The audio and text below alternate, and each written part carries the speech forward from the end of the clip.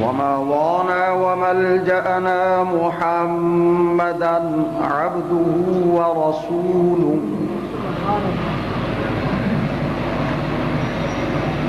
أما بعد فأعوذ بالله من الشيطان الرجيم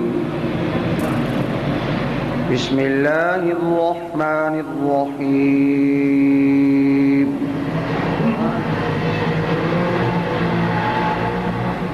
إن الذين توفاهم الملائكة ظالمي أنفسهم قالوا فيم كنتم قالوا كنا مستضعفين في الأرض وعلى آلك وأصحابك يا حبيب الله والصلاة والسلام عليك يا سيدي يا وعلى آلك وأصحابك يا حبيب الله وعلى آلك وأصحابك يا سيدي حاجیو آؤ شہنشاہ کا روضہ دیکھو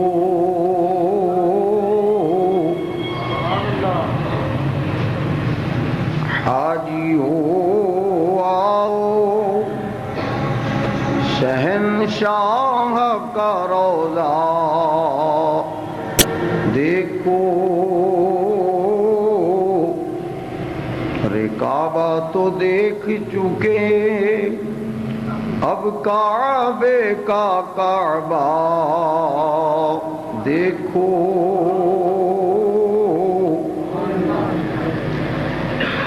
آب زمزم تو پیا خوب بجھائیں پیاسیں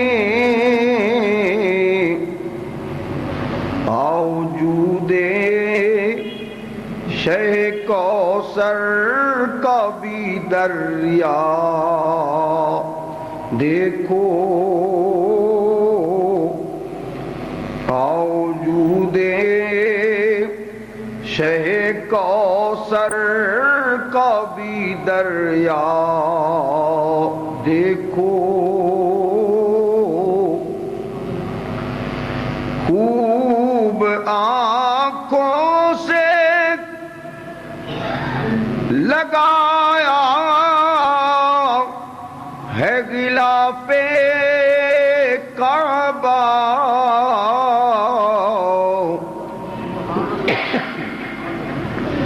خوب آنکھوں سے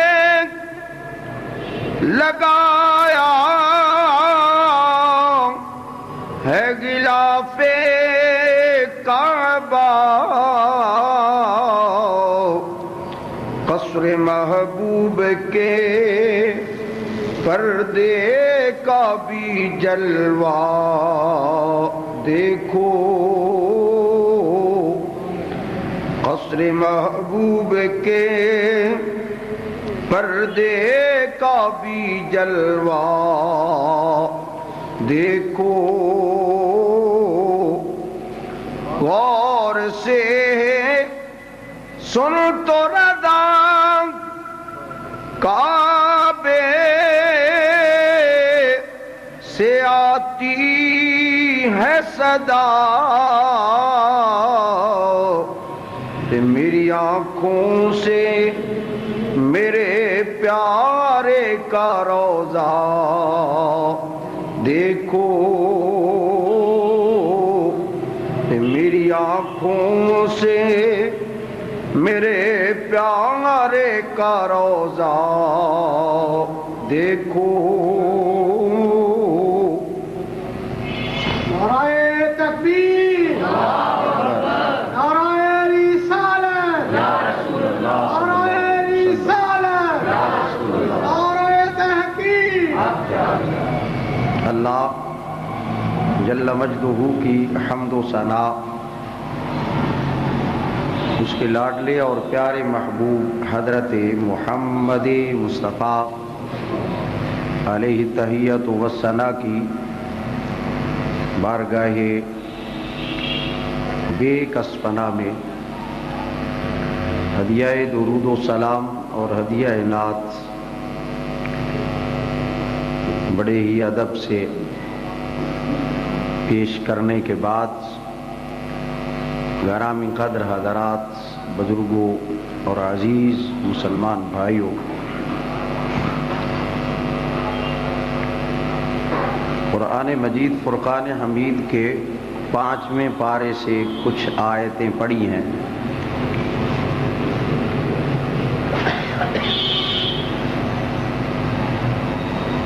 جب ہجرت کا حکم ہوا،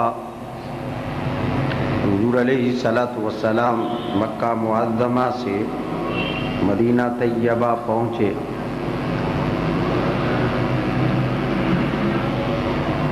عشاقان مصطفیٰ بھی حضور کے ساتھ یا کچھ وقت جیسے ہی کسی کو گنجائش ملی سب مکہ معظمہ کو چھوڑ کر مدینہ طیبہ کی طرف روانہ ہوئے۔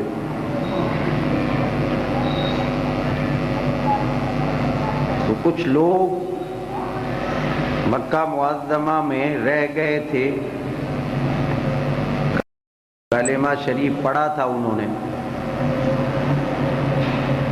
سستی اور کاہلی کی وجہ سے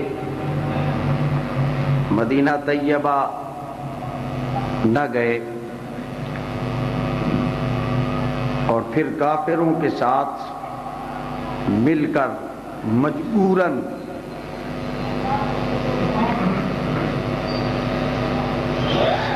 مسلمانوں کے خلاف جنگ میں نکل آئے۔ تو فرشتے جب انہیں موت کے گھاٹ اتار رہے تھے، ان الذین توفاہم الملائکہ ظالمی انفسہم، جب غزوہ بدر میں فرشتوں کی قطاریں آئیں اور یہ جو کچھ نام نہاد مسلمان مجبوراً ان کے ساتھ جو چلے گئے، تو فرشتے جب انہیں موت کے گھاٹ اتار رہے تھے، ان الذین توفاہم الملائکۃ ظالمی انفسہم، وہ جنہوں نے اپنی جانوں پر ظلم کر لیا، جب انہیں موت آئی، قالوا فیم کنتم، تو انہیں فرشتوں نے کہا تم کاہے میں تھے؟ مسلمان جو اپنے آپ کو کہتے تھے کیوں نہیں ہجرت کر کے مدینہ طیبہ چلے گئے؟ قالوا كنا مستضعفین فی الارض، تو کہنے لگے کہ ہم زمین میں کمزور تھے، ان کے قابو میں آ گئے۔ قالوا كنا مستضعفین فی الارض قالوا الم تکن ارض اللہ واسعۃ فتہاجروا فیہا، تو فرشتے انہیں کہتے ہیں کہ اللہ کی زمین وسیع نہیں تھی، کہیں اور چلے جاتے، ضروری نہیں کہ تم مدینہ طیبہ پہنچتے، چلو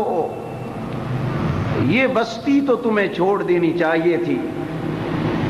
جہاں تم احکامات خداوندی کو بجا نہیں لا سکتے۔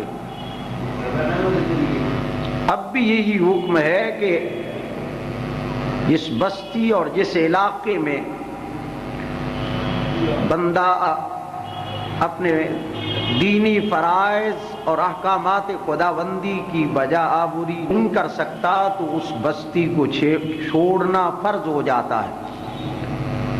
فرمایا الم تکن ارض اللہ واسعۃ فتہاجروا فیہا، کیا اللہ کی زمین وسیع نہیں تھی تم نکل جاتے، یہاں سے تو نکلتے، یہاں تم مجبور ہو گئے، دبا دیے گئے تھے، لہذا آج فَأُولَئِكَ مَأْوَاهُمْ جَهَنَّمُ، آج ان کا ٹھکانہ جہنم ہے، وَسَاءَتْ مَصِيرًا، اور انتہائی بری ہے لوٹنے کی اور پلٹنے کی جگہ جہنم۔ إِلَّا الْمُسْتَضْعَفِينَ مِنَ الرِّجَالِ وَالنِّسَاءِ وَالْوِلْدَانِ، ہاں وہ جو کمزور ہیں بڑھاپے کی وجہ سے، بیمار مرد ہوں یا عورت یا بچے، وہ مستثنا ہے، ان کو گنجائش تھی۔ الا المستضعفین من الرجال والنساء والولدان لا يستطيعون حیلہ ولا يهتدون سبیلا، جو وہاں سے نکل نہیں سکتے تھے کمزور بڑھاپے کی وجہ سے، یا بچے عورتیں، انہیں اللہ معاف فرما دے گا، اور اللہ بخشنے والا مہربان ہے۔ یہ آیتیں جب نازل ہوئی، حضور علیہ الصلوۃ والسلام کے ایک عاشق جن کا نام جندہ بن دامورہ بھی ہے اور جندہ بن دمیرہ بھی لکھا ہے، وہ اپنے بچوں کو کہتے ہیں واللہ ما انا ممن استثنى اللہ عز وجل وانی لاجد حیلا ولی من المال ما یبلغنی الی المدینہ، اپنے بچوں کو کہنے لگے کہ جن لوگوں کو خدا نے مستثنا کیا ہے میں ان میں سے نہیں ہوں، میرے پاس ہیلا بھی ہے اور میرے پاس اتنا مال ہے کہ میں مکہ معظمہ کو چھوڑ کر مدینہ طیبہ پہنچ سکتا ہوں۔ واللہ ما انا ممن استثنى اللہ عز وجل وانی لاجد حیلہ ولی من المال ما یبلغنی الی المدینہ ویبعدنی من المکہ، کہ میرے پاس ہیلا بھی ہے، اتنا مال بھی ہے کہ میں مکہ معظمہ کو چھوڑ کر مدینہ طیبہ پہنچ سکتا ہوں۔ اب بیٹے کہہ رہے ہیں کہ آپ بزرگ ہو گئے، شیخ کبیر مریض لکھا ہوا ہے، بڑھاپا بھی انتہا کو پہنچا ہے، بیماری بھی غالب ہے، اور اپنے بیٹوں کو اپنی آخری آرزو والد محترم یہ بتا رہے ہیں کہ اخرجونی من ارض المشرکین الی ارض رسول اللہ صلی اللہ علیہ وسلم، وفی روایت اخری اخرجوا من ارض المشرکین الی ارض الطیبین، کہتے ہیں کہ خدا کے لیے مجھے ان مشرکوں کی زمین سے نکال کر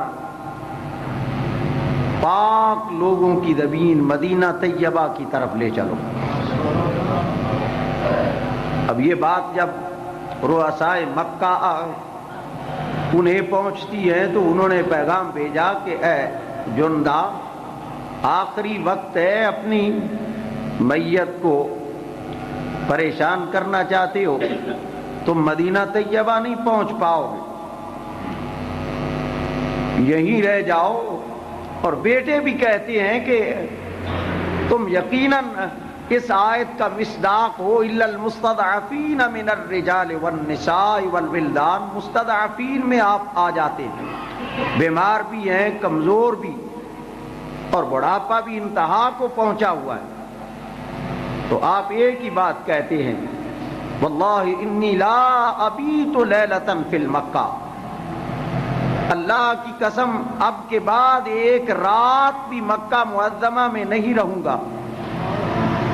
خدا کے لیے مجھے اس زمین سے نکال کر جہاں میرا محبوب گیا ہے وہاں لے چلو۔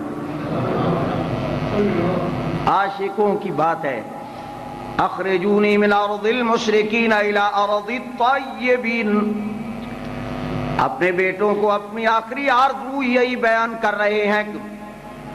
خدا کے لیے جہاں میرا محبوب گیا کہ مجھے اسی بستی میں لے جاؤ۔ رؤسائے مکہ کہتے ہیں اے جندہ اپنی میت خراب نہ کرو، اب آخری وقت کو پہنچ گئے ہو، لیکن آپ کا زبان پر یہی کلمات ہے واللہ انی لا ابیت لیلۃ فی مکہ، اب کے بعد ایک رات بھی مکہ معظمہ میں نہیں گزاروں گا کا، اور میری موت کا وقت قریب ہے، میں چاہتا ہوں جب مجھے موت آئے تو میں اپنے محبوب کی جانب سفر کے لیے نکل پڑا ہوں۔ وہ سمجھتے تھے کہ اب جو ہے لمحات تھوڑے رہ گئے، لیکن کہتے ہیں اخرجونی اخرجونی، مجھے لے چلو اس زمین سے۔ اخرجونی من ارض المشرکین الی ارض رسول اللہ صلی اللہ علیہ وسلم۔ اس شاک کی بات ہے کہ رؤسائے مکہ اپنی جگہ مشورہ دے رہے ہیں کہ لیکن آپ یہ کہتے ہیں ایک رات بھی اب مکہ معظمہ میں نہیں آئے گی کہ، اور بیٹے گئے فحملوا على سريره واتوا به التنعيم فادركه الموت۔ لوگ انہیں اٹھا کر چارپائی پر اٹھا کر، اتنا لمبا سفر ان دنوں کی بات ہے جب پیدل سفر لوگ کیا کرتے تھے گئے، یہ مکہ معظمہ کو چھوڑ کر مدینہ طیبہ کے سفر پر روانہ گئے کر فحملوا على سرير، انہوں نے ان کو یہ چارپائی پر اٹھا لیا اور لے جا رہے ہیں کدھر؟ مدینہ طیبہ کی طرف۔ مقام تنعیم پر پہنچے تو موت کا وقت آ جاتا ہے، فأدرکہ الموت، جب دیکھا کہ اب آگے نہیں جا سکوں گا، فصفق بیمینہ علی شمالہ فقال اللہم هذه لك وهذه لرسولك أبايعك على ما بايعك رسول الله۔ جب یہ یقین ہو گیا کہ اب موت کا وقت قریب ہے کہ اور میں مدینہ طیبہ نہیں پہنچ پاؤں گا تو اپنی چارپائی اٹھانے والے کے اور اپنے بیٹوں کو گواہ بنا کر کہہ رہے ہیں کہ ایک دایاں ہاتھ فضا میں بلند کرتے ہیں کہ اور ساتھ بائیں کو بھی ملاتے ہیں، فصفق بیمینہ علی شمالک، اور دایاں بائیں پر رکھتے ہوئے کہا ہذہ لک اللہم ہذہ لک وہذہ لرسولک ابایعک علی ما بایعک رسول اللہ۔ چارپائی اٹھانے والوں کو کہتے ہیں میرے گواہ بن جاؤ۔ اب خدا کی بارگاہ میں بھی عرض کر رہے ہیں یا اللہ یہ تیرے لیے گئے اور یہ تیرے محبوب کے لیے گئے، دائیں ہاتھ کو بائیں ہاتھ پر رکھتے ہوئے گئے اور کہہ رہے ہیں کہ یا اللہ جس طرح تیرے محبوب نے تیرے ساتھ بیعت کی تھی اسی طرح میں بھی اپنے محبوب سے بیعت کرتے ہوئے اس دنیا سے روانہ ہو رہا ہوں۔ ذرا ان الفاظ پر غور کرنا ہے، ہذہ لک وہذہ لرسولک اللہم ہذہ لک، ایک ہاتھ فضا میں بلند کرتے ہیں کہ یا اللہ یہ تیرے لیے گئے اور یہ تیرے محبوب کے لیے گئے، ابایعک علی ما بایعک رسول اللہ، میں اسی عہد پر تیرے ساتھ بیعت کر رہا ہوں جس عہد پر میرے محبوب مصطفیٰ کریم نے تیرے ساتھ بیعت فرمائی ہے۔ ید اللہ فوق ایدیہم، اس طرح میرے محبوب نے تیرے ساتھ بیعت کی اور میں اب جا رہا ہوں، اور لوگوں میرے گواہ بن جاؤ۔ جب محبوب مصطفیٰ کریم کی بارگاہ میں پہنچو کو تو وہاں جا کر میری طرف سے یہ پیغام دینا گئے کہ جندہ کا جب انہیں موت آئی ہے، جب ان کا وصال ہوا ہے تو اس وقت وہ مکہ معظمہ سے نکل کر مدینہ طیبہ کے سفر پر روانہ ہو گئے تھے۔ فرمایا یہ خبر دینا جا کر، اور وہاں ان کا وصال ہو جاتا ہے۔ خبر وہاں پہنچی، حضور علیہ الصلوۃ والسلام نے کے صحابہ نے جب یہ خبر سنی تو آقا علیہ صلوۃ والسلام کے صحابہ اپنی جگہ کچھ پریشان ہو گئے جو پہلے وہاں پہنچ گئے تھے. ذرا غور فرمانے کی بات ہے. فبلغ خبره اصحاب النبی صلی اللہ علیہ وسلم فقالوا لو توفي بالمدینہ لکان اجرا اتم. اگر وہ مدینہ طیبہ پہنچ جاتے تو وہ یقیناً ان کا اجر بڑھ جانا تھا. جب خبر وہاں پہنچی تو صحابہ کہنے لگے لو توفی بالمدینہ تو لکان اتم اجرا، تو اجر کے اعتبار سے کامل اجر ان کو مل جانا تھا اگر وہاں پہنچ جاتے. تو ادھر جب مشرکین کو خبر پہنچتی ہے تو وہ اپنی جگہ خوش ہو رہے ہیں. فضحك المشركون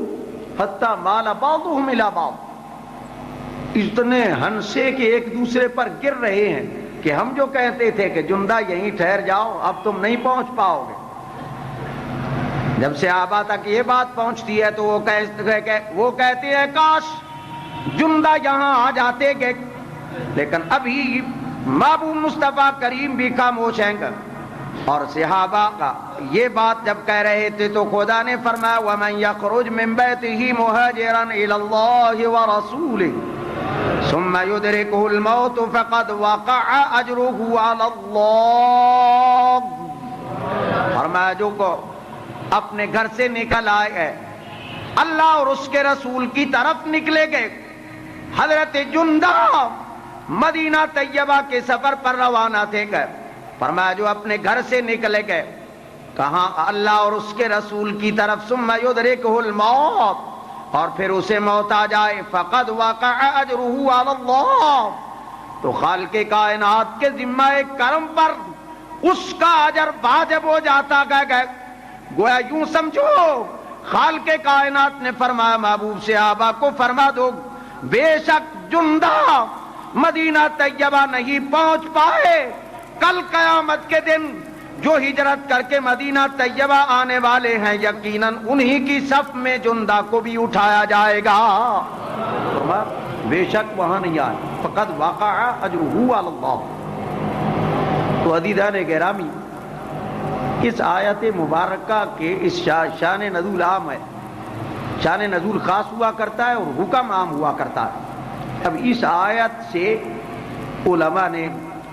مفسرین کرام نے حضور علیہ الصلوۃ والسلام کی جانب ہجرت اور آپ کے در اقدس پر حاضری کا استنباط کیا ہے کہ فرمایا جو حضور علیہ الصلوۃ والسلام کی طرف یا آپ کے شہر کی طرف نکلتا ہے یوں سمجھو کہ اللہ اور اس کے رسول کی طرف وہ سفر کر رہا ہے. حضور علیہ الصلوۃ والسلام کی حیات طیبہ اس میں تو ہے اور کہا جاتا ہے بھائی ٹھیک ہے وہاں آپ کی حیات طیبہ میں تو آنا کی اور صورت ہے، اور وصال کے بعد حضور علیہ الصلوۃ والسلام آپ کی قبر انور پر پہنچنا اور حاضری دینا عند الشراء یہ کیسا ہے؟ یہ بات سننے کی ہے اور اس پر آپ ذرا توجہ بھی فرمائیں گے. قرآن مجید کی جو دوسری آیت قرآن فرماتا ہے وَلَوْ أَنَّهُمْ إِذْ ظَلَمُوا أَنفُسَهُمْ جَاءُوا فَاسْتَغْفَرُوا اللَّهَ وَاسْتَغْفَرَ لَهُمُ الرَّسُولُ لَوَجَدُوا اللَّهَ تَوَّابًا رَحِيمًا.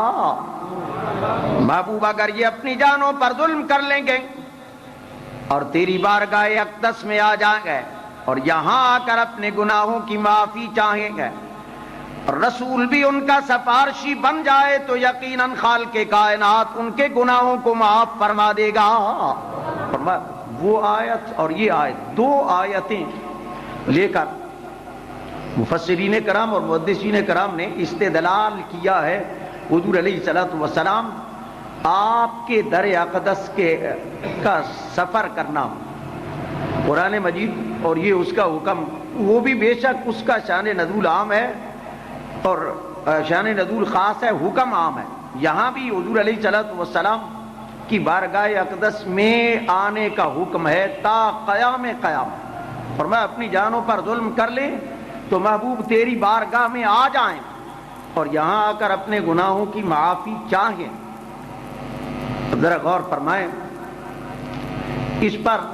کہ حضور علیہ الصلوۃ والسلام کے وصال کے بعد، یہ ابھی جو ساتھی دے کر گیا میں اس کے ذمہ لگایا تھا کمپیوٹر سے لائبریری میں، کیونکہ ساری لائبریری تو نہیں ہوتی تو اس میں کتابیں تھی، تو میں نے کہا بھئی یہ مجھے احادیث وہاں سے نکال کر پہنچاؤ۔ یہ مصنف ابن ابی شیبہ اور دوسری حدیث پاک ابن کثیر جو بڑے مسلمہ مفسر بھی ہیں، سب کے ہاں ابن کثیر ان کی بڑی مشہور ہے اور سارے لوگ اس کا مطالعہ کرتے ہیں۔ اس میں اس آیت مبارکہ کے بارے میں جو لکھا ہے،